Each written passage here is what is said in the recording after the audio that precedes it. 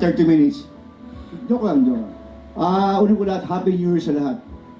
And una po sa lahat, sasabihin ko lang na gusto ko parating na it's a great year. Hindi lang sa 25, 22, 23, 24, 25, 4 years.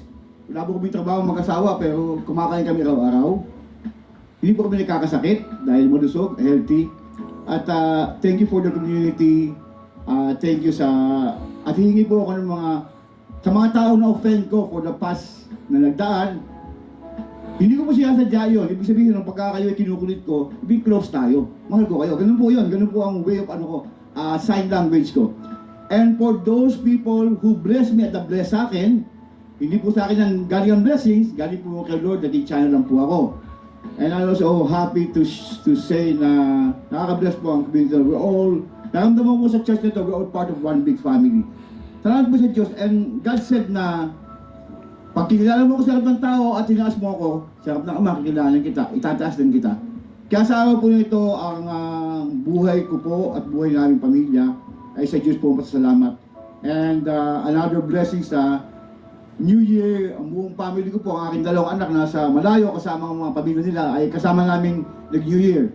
At for the past 9 years kami kompleto kami. It's really good thing. Alam ko po na ang Diyos lahat ang merong biyaya nito. And I thank you each every one of us na nito na naging party po kayo ng buhay namin, ng pamilya ko at sa mga darating pa.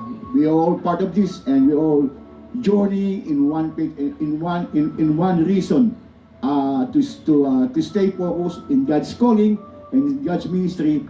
And ilan po ang dapat na maging major ng buhay natin, lalo sa mga senior na katulad natin. Kasi malapit tayong mag-submit ng paper. Kaya yung mga senior dyan, trabaho pa more. Kaya hindi na senior, kayo din mga bata kasi mas kailangan niya yan. Matawa-tawa kayo, kaya pan-senior lang ha.